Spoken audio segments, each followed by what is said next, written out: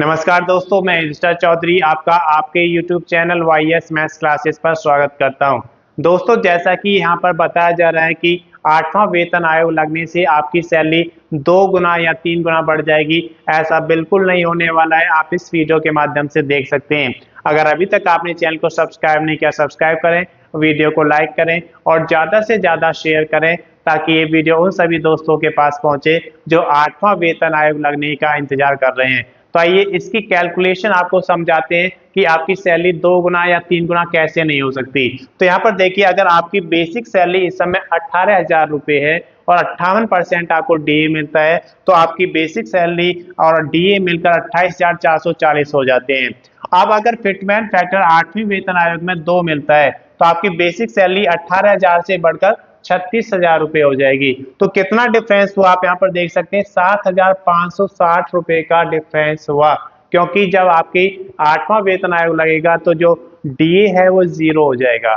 तो यहाँ पर देखिए वृद्धि कितना प्रतिशत हुआ, 7,560 बढ़ते हैं किस पर, 28,440 पर। तो ये लगभग 26.58% आता है, यानी कि जो आपकी सैलरी है वो सिर्फ 26.58% बढ़ेगी अगर फिटमेंट फैक्टर 2 लगता है। अगर फिटमेंट फैक्टर 2.3 लगता है तो तब देखते हैं। मान लीजिए आपकी बेसिक सैलरी इस समय 19,900 रुपये है और डीए 58% मिलता है, तो ये 31,442 हो जाएगा। फिटमेंट फैक्टर अगर 2.3 आपको मिलता है 8वें वेतन आयोग में, तो आपकी बेसिक सैलरी 45,770 हो जाएगी। अब क्योंकि डीए 0 हो जाएगा तो वृद्धि कितना हुआ, आप यहाँ पर देखिए 14,328 रुपये की वृद्धि हो रही है। ये किस पर हो रही है, 31,442 पर। तो कितना प्रतिशत ये आता है, 45.57% आता है, यानी कि जो आपकी सैलरी है वो 45.57% बढ़ेगी। लेकिन अगर आपकी बेसिक सैलरी इस समय 21,700 रुपये है और 58% आपको डीए मिलता है, तो ये 34,286 आपको मिलता है।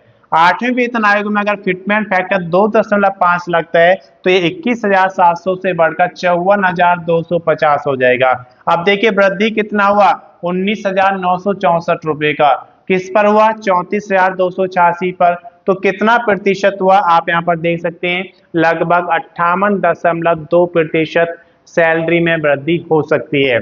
अगर आपकी बेसिक सैलरी से 25,500 है तो बेसिक प्लस डीए जो 58% आपको मिल रहा है, तो आपकी सैलरी 40,290 भी आपको मिलती है। अब अगर फिटमेंट फैक्टर 8वीं वेतन आयोग में 1.92 लगता है तो आपकी बेसिक सैलरी चेंज होकर 48,960 हो जाएगी। अब क्योंकि डीए 0 हो जाएगा तो अंतर कितना हुआ, 40,290 से बढ़कर ये हुआ, तो 8,670 रुपये की वृद्धि हुई। किस पर हुई, जो अभी वर्तमान में आपको मिल रहा है 40,290। तो कितना प्रतिशत हुआ, 21.52% हुआ, यानी कि आपकी जो सैलरी बढ़ेगी वो सिर्फ 21.52% बढ़ेगी।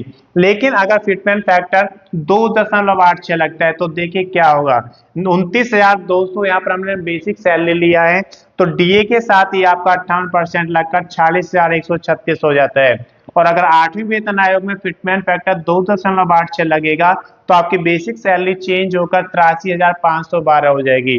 तो अब देखिए इसमें अंतर कितना हुआ, 37,376 रुपये की वृद्धि हो जाएगी। अब किस पर होगी, वो 40,136 जो वर्तमान में आपको मिल रहा है। कितना प्रतिशत हुआ, ये 81.01% के लगभग आपकी सैलरी में वृद्धि होगी अगर फिटमेंट फैक्टर 2.86 लगता है। लेकिन अगर फिटमेंट फैक्टर 2.57 लगता है, जो कि वर्तमान में चल रहा है, 7th पे कमीशन जब लगा था तो उस समय फिटमेंट फैक्टर 2.57 लगाया गया था।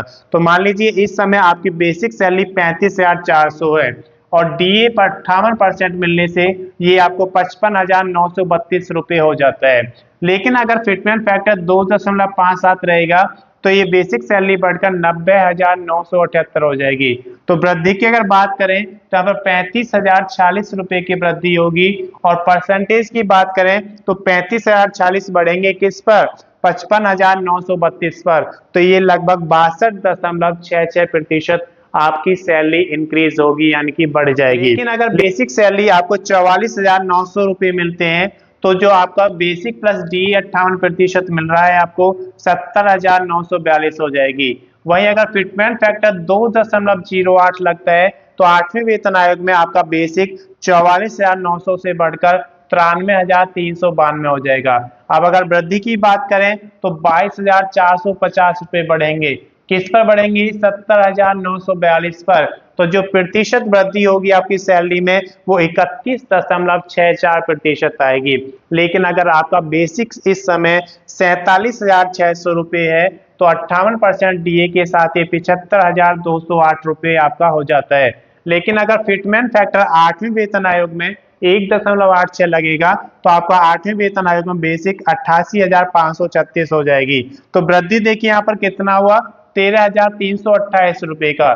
किस पर हुआ? ये 75,208 पर। तो जो आपका सैलरी में चेंज आएगा वो 17.72% आएगा। लेकिन अगला जो एग्जाम्पल हमने लिया है 1.92 फिटमेंट फैक्टर रखा है। तो मान लीजिए बेसिक सैलरी आपकी 53,100 है तो 58% डी के साथ आपका 83,898 हो जाता है। और अगर फिटमेंट फैक्टर यहाँ पर 1.92 लगेगा तो आपकी 8वें वेतन आयोग में बेसिक सैलरी 1,01,952 हो जाएगी। तो अंतर देखिए कितना हुआ यहाँ पर? 18,054 रुपए का। किस पर ये वृद्धि मिल रही है आपको? 83,898 पर। तो ये लगभग 21.52% आता है, यानी कि आपकी सैलरी ज्यादा से ज्यादा 21.52% बढ़ सकती है। लेकिन अगर आपका फिटमेंट फैक्टर 2.18 लगता है तो इस समय देखिए हमने यहाँ पर बेसिक सैलरी 56,100 रुपये माना है तो डीए जो आपको 58% मिलता है उसकी वजह से 88,638 बन जाती है। लेकिन अगर फिटमेंट फैक्टर 2.18 लगता है तो 8वें वेतन आयोग में आपका बेसिक चेंज होकर ये बन जाएगा 1,22,298। तो आपकी जो सैलरी है उसमें कितना चेंज आएगा? 33,660। क्योंकि जब 8वां वेतन आयोग लगेगा तो स्टार्टिंग में जो डीए है वो 0 हो जाएगा, तो जो भी बेसिक होगा आपको उसी के हिसाब से सैलरी दी जाएगी। तो यहाँ पर वृद्धि देखिए 33,660 बढ़ा है किस पर? 88,638 पर। तो ये 37.97% के बराबर आता है। यानी कि किसी भी तरीके से आपकी सैलरी 100% नहीं बढ़ रही है। जो फिटमेंट फैक्टर हम ज्यादा से ज्यादा मानकर चल रहे हैं 2.86, जहां पर आपकी मैक्सिमम 81.01% बढ़ता है। तो यानी कि आपकी सैलरी डबल या 3 गुना बिल्कुल नहीं हो सकती। 8वां वेतन आयोग लगने पर फिटमेंट फैक्टर 2.86 रहने पर भी ये वृद्धि आपका 81.01% बनती है। तो मैं समझता हूं कि इस वीडियो के माध्यम से आपको ये समझ में आ गया होगा कि 8वां वेतन आयोग लगने से आपकी सैलरी कितनी बढ़ेगी। अगर अभी तक आपने चैनल को सब्सक्राइब नहीं किया, सब्सक्राइब करें, वीडियो को लाइक करें और ज़्यादा से ज़्यादा शेयर करें ताकि ये वीडियो उन सभी दोस्तों के पास पहुंचे जो 8वां वेतन आयोग लगने का इंतजार कर रहे हैं। अगर आपने पिछला वीडियो नहीं देखा है तो उसका लिंक मैं इसके डिस्क्रिप्शन में शेयर कर दूंगा, आप वहां से देख सकते हैं। धन्यवाद।